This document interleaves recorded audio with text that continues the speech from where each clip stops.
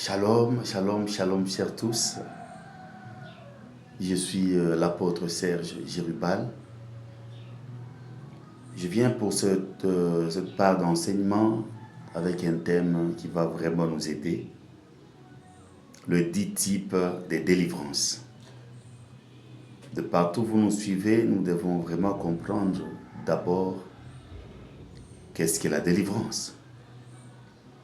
La délivrance, c'est sortir quelqu'un de quelque chose ou sortir quelque chose de quelqu'un.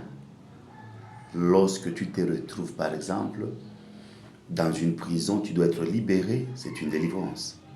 Lorsqu'un enfant une maman est enceinte et que la maman libère l'enfant, on dit la maman a délivré l'enfant. Lorsque tu es au niveau de CENI et autres, tu veux récupérer ta carte, on va dire que la CENI a délivré sa carte.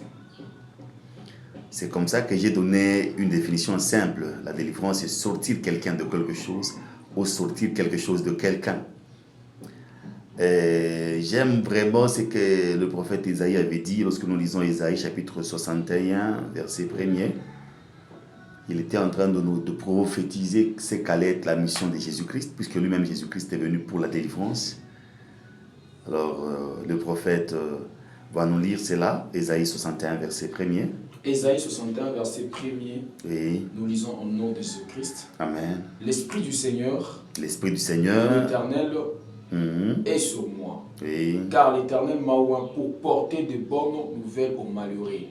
Il m'a envoyé pour guérir ceux qui ont le cœur brisé, pour proclamer aux captifs la liberté. Proclamer aux captifs la liberté. Et aux prisonniers la délivrance. Et aux prisonniers la délivrance. C'est-à-dire, quand quelqu'un est dans une prison, une forme de rétention a besoin de la délivrance. C'est comme ça que quand le prophète Isaïe avait annoncé cela, c'était une prophétie qui allait s'accomplir au temps du Seigneur Jésus-Christ. À sa naissance, Jésus-Christ, après son baptême, maintenant, il a pris le rouleau d'Isaïe et il a lu devant tout le monde. Il dira que voici maintenant la praticalisation. C'était le temps de la praticalisation, de praticaliser ce qui était dit par le prophète. Et je vous assure que lorsque je serai en train de toucher les 10 types de délivrance, vous allez comprendre beaucoup de choses. Voilà, sans pour autant tarder, nous prenons déjà le premier type de délivrance qu'on appelle la délivrance par un ange. Lorsque nous parlons de la délivrance par un ange, on peut prendre Acte 12, verset 7, dans le cas de l'apôtre Pierre. Acte 12, verset 7, vous allez comprendre que la Bible est en train de nous montrer comment est-ce que Pierre était dans une prison. Et on va nous lire ça pour une bonne compréhension. Acte 12, le verset 7. Et voici un ange du Seigneur survint. Voici un ange du Seigneur survint. Et une lumière brilla dans la prison. Voilà, et une lumière brilla dans la prison. L'ange réveilla Pierre. L'ange réveilla Pierre. En le frappant au côté. Et en disant, lève-toi promptement, le chêne tombèrent de ses mains. Voilà. Donc, la délivrance par un ange, c'est parmi les 10 types de délivrance, une délivrance qui s'est faite d'une manière surnaturelle. C'est-à-dire, tu dois vraiment être en train de craindre Dieu à une dimension où l'ange doit commencer à camper autour de toi. La Bible dit, l'ange de l'Éternel campe autour de celui qui craint Dieu. Donc, Pierre craignait Dieu et quand il s'était retrouvé en prison, c'est comme ça que Dieu avait dépêché un ange pour que Pierre soit libéré. Ma prière est que toi aussi tu puisses être libéré partout où tu es. En lisant dans la Bible, tu vas te rendre compte qu'il y a des délivrances, toujours des anges dans Acte 5, verset 19. Ça, on peut lire à la maison. Dans Acte 27, verset 23 à 25. Que lorsque nous touchons Acte 27, verset 23 à 25, vous allez vous rendre compte que c'est quand l'apôtre Paul était dans le bateau avec tout le monde. Et ils étaient en train de jeter des cargaisons tellement que le bateau voulait chavirer.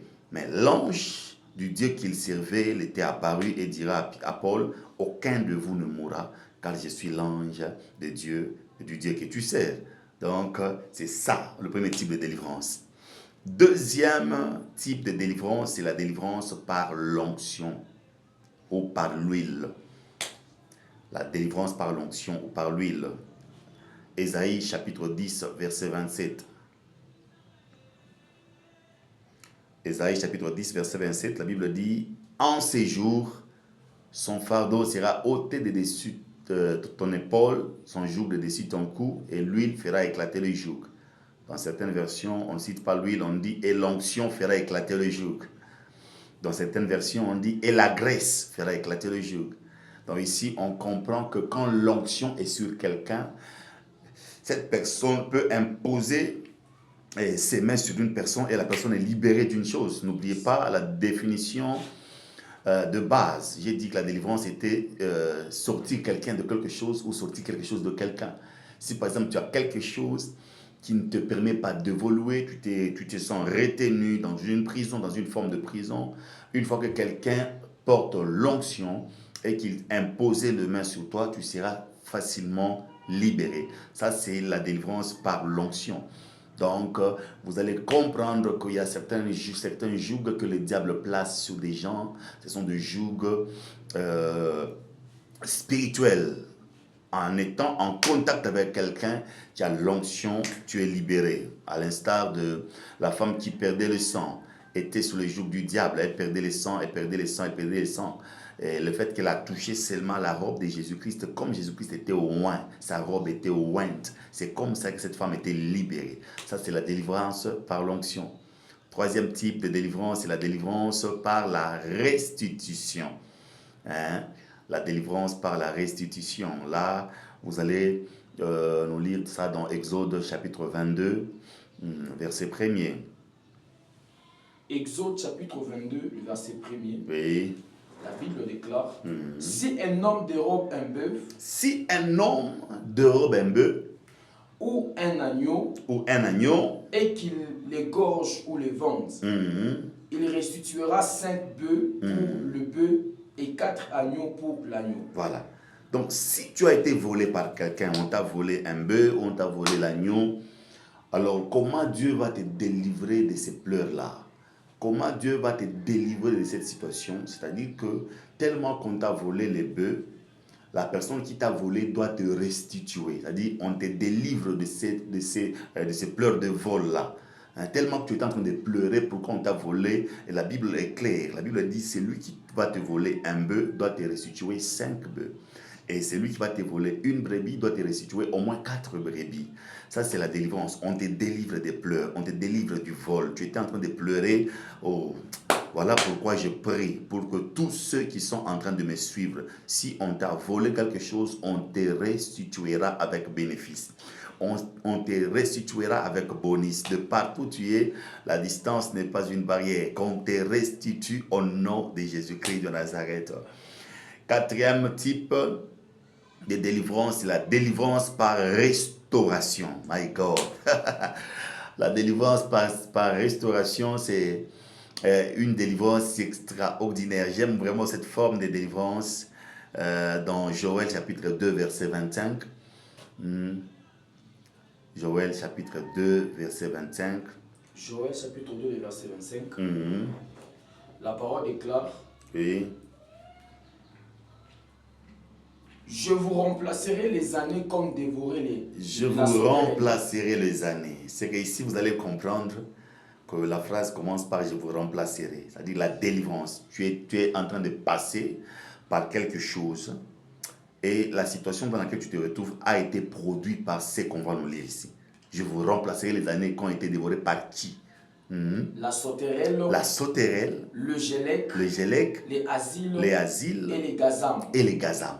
On nous cite 4 armées que l'Éternel avait envoyées qui avaient dévoré tous les biens d'Israël. Et là, lorsque la main de l'Éternel était tombée sur le prophète Joël a commencé à prophétiser comment la délivrance allait se passer. Tout ce qui était dévoré, Dieu ne pouvait pas remplacer ce qui était dévoré, mais Dieu voulait remplacer les années. My God. Voilà pourquoi j'aime vraiment Dieu. Si tu passes par 2 années de pleurs, 2 années de souffrance, 2 années des grincements des dents, lorsque Dieu veut te remplacer ou Dieu veut te délivrer de la situation, il va remplacer les années de tes pleurs par les années de joie, les années de tes lamentations par les années d'allégresse, les années de stérilité par les années de fécondité. Voilà pourquoi toi qui es en train de me suivre maintenant, je décrète et déclare que le Dieu de surnaturel t'amène la délivrance par la restauration. Il remplacera les années. Ma prière est que Dieu remplace toutes les années au nom suprême de notre Seigneur Jésus-Christ. Le 5e type de délivrance, c'est la délivrance par oppression. La délivrance par oppression. Exode 3, verset 7 à 8. La délivrance par oppression. Exode 3, verset 7 à 8. Exode 3, verset 7 à 8, la parole déclare. L'Éternel dit, je vis la souffrance de mon peuple qui est en Égypte. L'Éternel dit, j'ai vu la souffrance de mon peuple qui vit en Égypte. Et j'ai entendu le cri que lui font pousser ses oppresseurs. Car je connais ses douleurs. Oui. Je suis descendu pour le délivrer de la main des Égyptiens. Et pour le faire monter de ces pays dans un bon et vaste pays. Dans un pays où coule le lait et le miel. Dans le lieu qu'habitent les Cananéens, les Étiennes, les Amoréens, les Phérésiens, les Éviens et les Jébusiens. Voilà. Ici, c'est la délivrance par oppression. Lorsque tu es oppressé par tes ennemis, tu es oppressé au travail par ton patron qui est dans la sorcellerie, tu es oppressé dans ta famille où tout le monde est en train de pratiquer le fétiche et autres, tu es oppressé par tes ennemis, ne pense pas que tu es le seul à connaître cela. Dieu dit ceci, il connaît la souffrance que produit l'oppression. C'est comme ça qu'il est descendu pour libérer les enfants d'Israël. De partout tu es, tu peux être oppressé dans le mariage, tu peux être oppressé par ta belle famille, tu peux être oppressé au travail. Tu travailles, mais tu te rends compte que le patron te donne de conditions extraordinaires. Peut-être que tu es un patron, mais tu es oppressé par les gens que tu es en train de diriger, qui sont en train de jeter le sort, qui jettent le fétiche par-ci, par-là. Et Dieu voit l'oppression. Dieu peut te voir, tu es malade, oppressé par la maladie, oppressé par des problèmes. Et Dieu qui connaît très bien la souffrance que produit l'oppression, nous promet de nous libérer. Ma prière ce matin, peut-être que tu vas me suivre ce soir ou tu vas me suivre ce matin, je prie pour que Dieu puisse te libérer complètement de l'oppression de tes adversaires, de l'oppression de tes ennemis, de l'oppression des gens qui sont en train de pratiquer de la magie, de l'oppression de ceux qui ne veulent pas que tu puisses prospérer. Ça, c'est notre 5e type de délivrance. Et ça, c'est ma prière. Toute forme d'oppression puisse vraiment être passagère chez toi. Dieu va te libérer de cette forme d'oppression.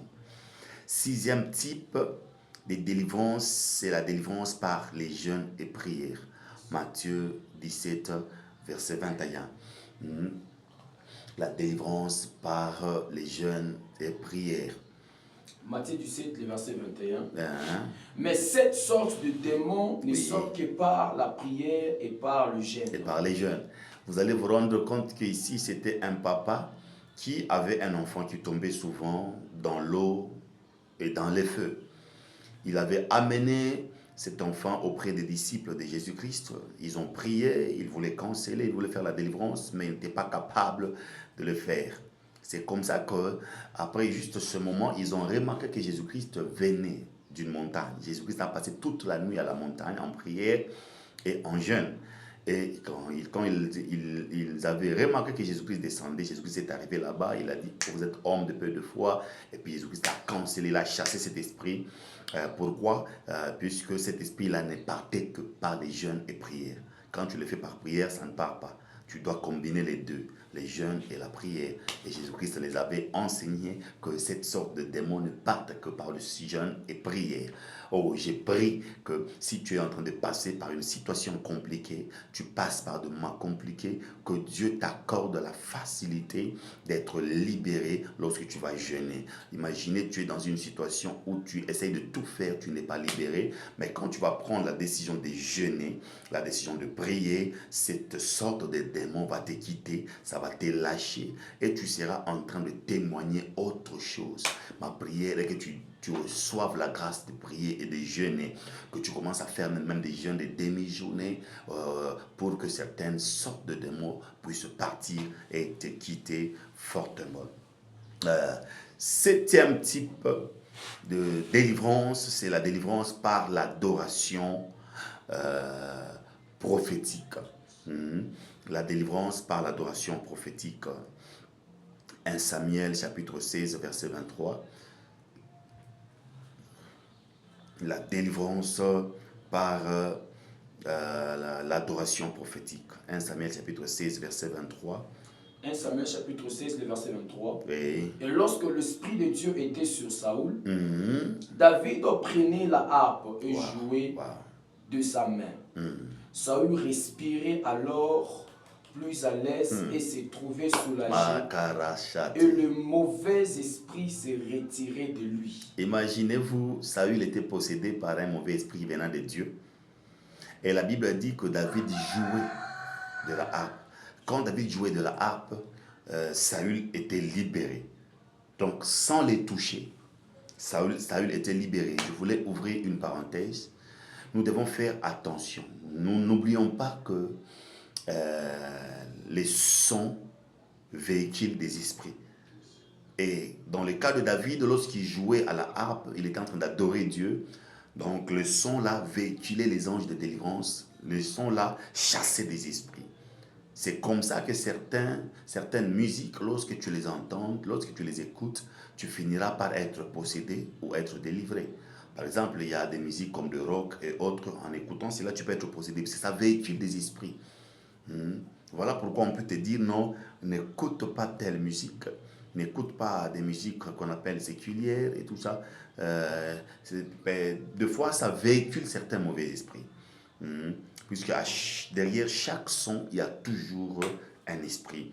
Et dans le cas de Saül, ici, 1 Samuel chapitre 16, verset 23, Saül était possédé et lorsque David jouait de la harpe, David était en train de libérer Saül. Ma prière est que tu sois libéré complètement par la musique. Lorsqu'on commence à jouer de la musique et que la musique apporte la délivrance, je ferme la parenthèse. Donc la délivrance de la musique ou la délivrance par la musique est une délivrance qui est créée par le son. Une fois que vous jouez de la harpe, une très bonne musique, ça véhicule des esprits de Dieu qui pourront facilement te libérer des autres esprits. Waouh! Huitième type de délivrance, c'est la délivrance par chasse de démons. D'ailleurs, c'est la délivrance qui est beaucoup plus connue. Beaucoup de gens connaissent ce type de délivrance plutôt, dans la délivrance par chasse de démons. C'est ce qu'on appelle l'exorcisme. C'est ce qu'on appelle l'exorcisme.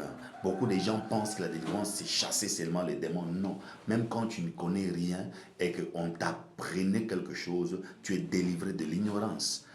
Tu es délivré de l'ignorance. Donc, la délivrance par exorcisme, c'est ce qu'on appelle la délivrance par chasse de démons.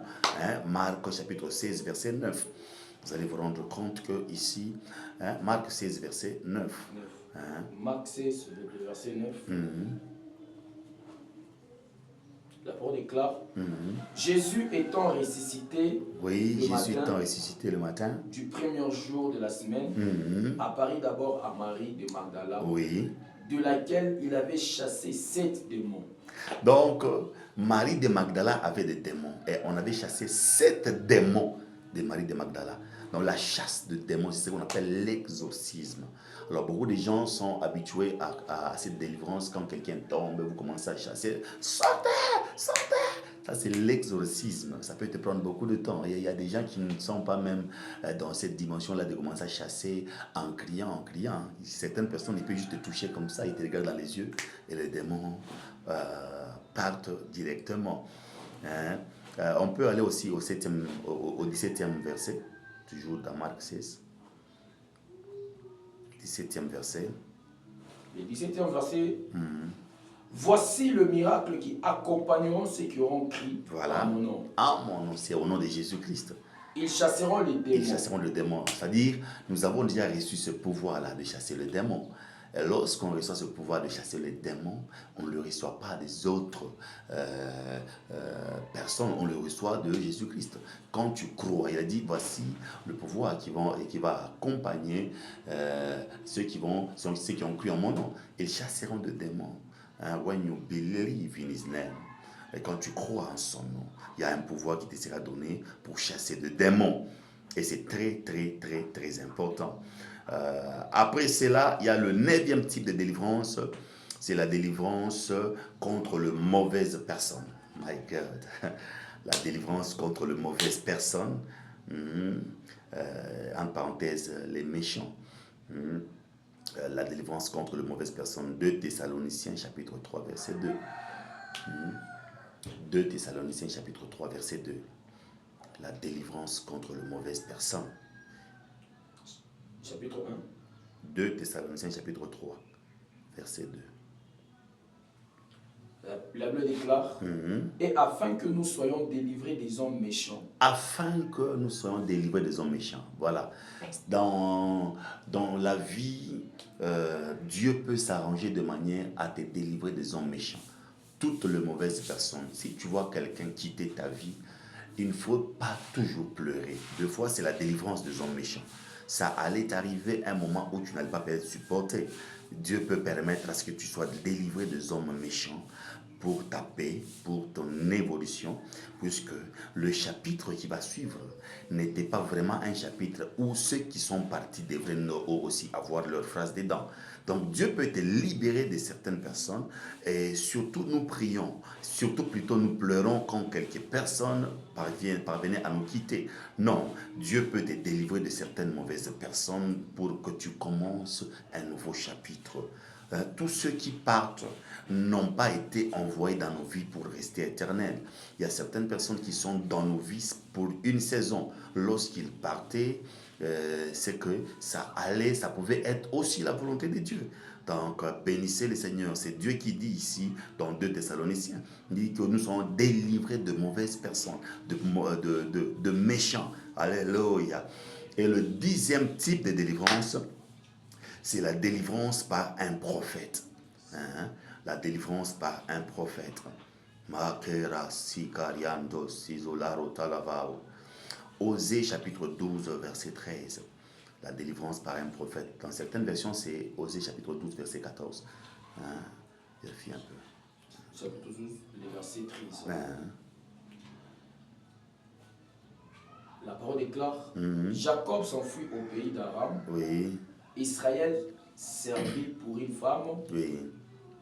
Et pour une femme, il garda le troupeau. Voilà, verset 14. Par un prophète, l'Éternel fit monter Israël. L'Éternel fit monter Israël hors d'Égypte.